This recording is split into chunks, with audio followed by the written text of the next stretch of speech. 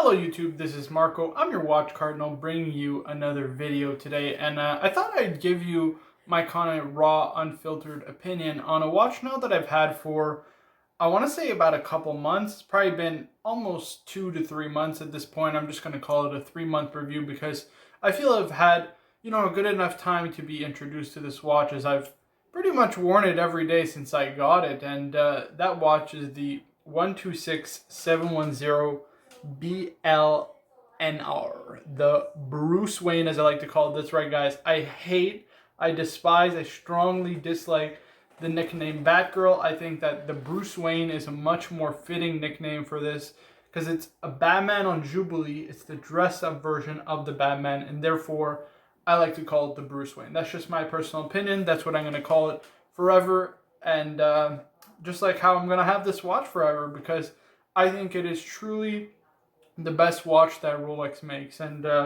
man, every time I look down on this, I smile. It's just an unbelievable watch, and it's an even more incredible feeling to be the proud owner of this watch. So what I'd like to do is maybe give you some close-up perspectives on this watch, give you a little bit of footage of the watch itself, how it wears on the wrist close up, and ultimately give you my thoughts and opinions at the same time. So let's change perspectives and let's get right into it. So, as you can see, despite wearing this watch, pretty regularly since I got it, it is still in pretty much perfect condition. I mean, I haven't gotten any kind of ding or scuffs on it, not even on the clasp. The clasp is still perfect, obviously, apart from a few sponge marks here and there. Obviously, I can't help that, but I will clean it, obviously, from time to time with my t-shirt. It gets rubbed off pretty easily, as you can see on the side of the case.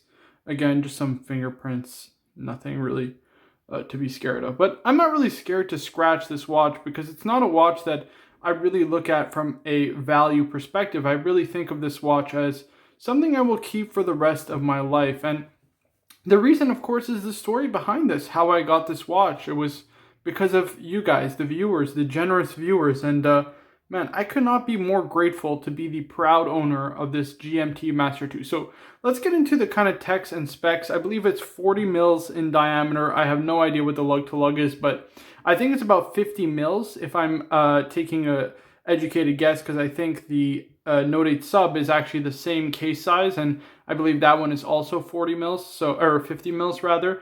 So I think it's 50 millimeters lug-to-lug. It's 100 meters water resistant. It's got the 72-hour power reserve. You could tell because it does have that Swiss-made crown in the middle. I don't know if it's going to focus. I don't think so.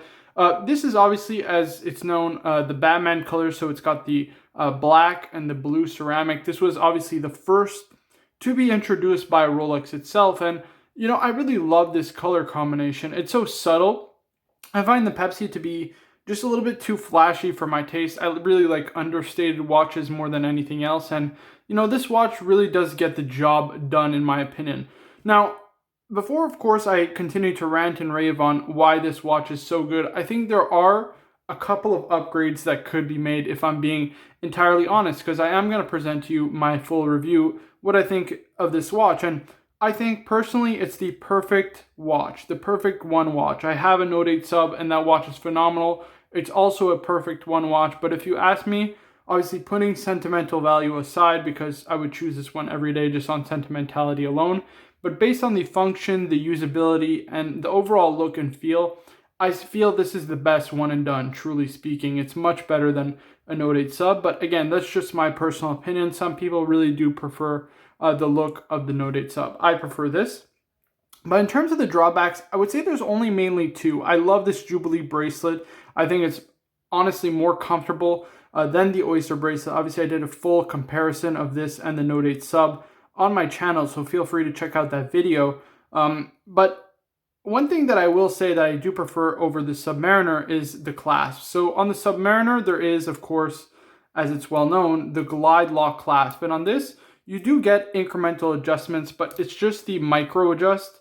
And frankly speaking, it's just not as good as the glide lock clasp. Sorry, I just want to click this back in. It's just not as good as the glide lock clasp. In fact, it's really not even comparable, because you get a perfect fit with the glide lock clasp every single time. And I have to be honest, that is one drawback that needs to be mentioned. If you are looking for a perfect fit every time, if not having a ideal or perfect fit every single time kind of irks you, then the Note 8 Sub is going to be the watch for you. But for me, this always puts on perfectly. There's a micro adjust in the clasp, and I always get a somewhat or almost perfect fit on it, so it doesn't really bother me even if there is just a little bit of looseness to the watch itself. As you can see on the wrist, to me it's just kind of perfect.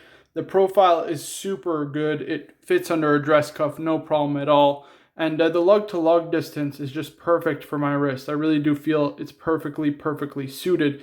And one thing that I will mention, again, as another drawback, is the bezel itself. Having owned the Note 8 Sub, you get the beautiful click action of a bezel, whereas the click action on this is really nothing to behold. It's just simple, bi-directional, and it just kind of clicks into place. It's actually quite unsatisfying, if that makes sense, compared to the Submariner, where you hear that beautiful click on the bezel of the Submariner, and it's just beautiful. It's just perfect. And man, I must admit, that's the one drawback of this watch as compared to the Submariner that I just feel is, it just irks me a little bit. I really do wish it had that beautiful click on the bezel, but man, I'm telling you guys, this bracelet, this Jubilee bracelet, is something to marvel at. It is just beautiful. I feel like people say it hides scratches so well, and I feel that it definitely will hide scratches so well because you got that mix of brush and polished center links. And so with that, taking that into consideration, obviously, I think that it will definitely help, kind of reduce the overall scratches. But again, I don't really care for that because it isn't a watch that I look at from the perspective of, oh no, I need to maintain this or save queen this because I want to sell it or I want to preserve its value.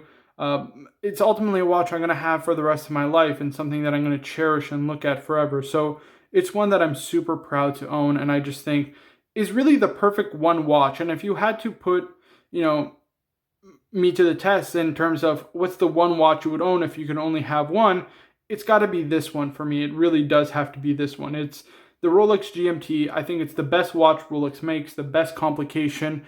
Nobody makes a GMT quite like Rolex, and in my opinion, this truly is the standout model from the brand. It's just the best of the best, as good as it gets.